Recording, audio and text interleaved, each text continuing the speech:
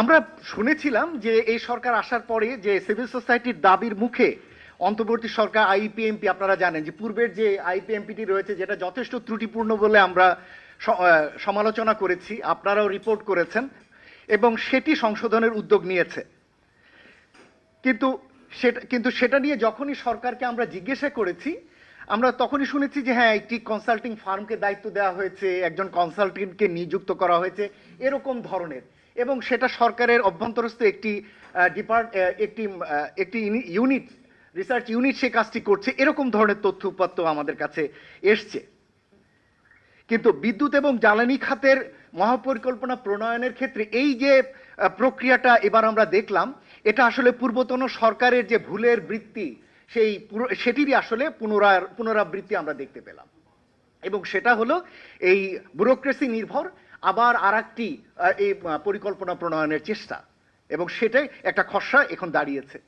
কিন্তু একটি উন্মুক্ত গণতান্ত্রিক পরিবেশে যেখানে সিদ্ধান্ত গ্রহণ প্রক্রিয়া গবেষণামূলক হওয়ার কথা, যেখানে দীর্ঘমেয়াদী দেশের লক্ষ্যের সঙ্গে তা সাযুজ্যপূর্ণ হওয়ার কথা, যেখানে রাজনৈতিক প্রক্রিয়ার সম্পৃক্ত হওয়ার কথা, যেখানে এই ধরনের প্রক্রিয়া অংশগ্রহণমূলক হওয়ার কথা, তার কোনোটি আমরা এইখানে দেখলাম না। এমনকি এই যে এই মুহূর্তে বিভিন্ন রকমের যে সংকট চলছে, সেই সংকট সমাধানের বিষয়গুলোকেও যে বিবেচনায় নেওয়ার কথা, এই পরিকল্পনা খসড়া প্রণয়নে তার খুবই ম্রিয়মাণ উপস্থিতি, বা বলতে গেলে সেগুলো আসলে এক অর্থে অনুপস্থিত রয়েছে বা ছিল, আমরা যেটা এখানে দেখলাম।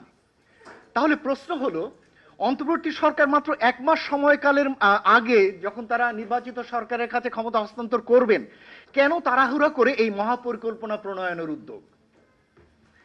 কেন এই তোড়জোড়? এটা কি কাউকে তুষ্ট করার জন্য? আমরা কিন্তু বিগত সরকারের সময়কালে দেখেছি, আপনারা যদি একটু স্মরণ করেন, যে আইপিএমপির খসড়া প্রণয়নের পরে আমরা সকলেই জানতে চাচ্ছিলাম যে কবে এটা স্বাক্ষর হবে, নতুন সরকার আসার পরে হবে কিনা, তাদের নির্বাচিত সরকার আসার পরে হবে কিনা। হঠাৎ করে আমরা জানলাম যে অক্টোবর 2023-এ এটা নাকি স্বাক্ষর হয়ে গেছে। আপনারা কিন্তু কেউ রিপোর্টও করেননি সেটা নিয়ে, হঠাৎ করে এটা স্বাক্ষর হয়ে গেছে আসলো। এবং তখন শুনতে পেলাম আমরা যে এটি কোনো একটি দেশের, বৃহৎ দেশের সঙ্গে মানে ঋণ চুক্তির অংশ হিসেবে এটি স্বাক্ষর করার একটা পূর্ব শর্ত ছিল। প্রশ্ন হলো, অন্তর্বর্তী সরকারের এবারের এই তাড়াহুড়াটা কি কোনো ধরনের কোনো দেশের সঙ্গে চুক্তি স্বাক্ষরের পূর্ব শর্তের অংশ হিসেবে এরকম কিছু করা হচ্ছে?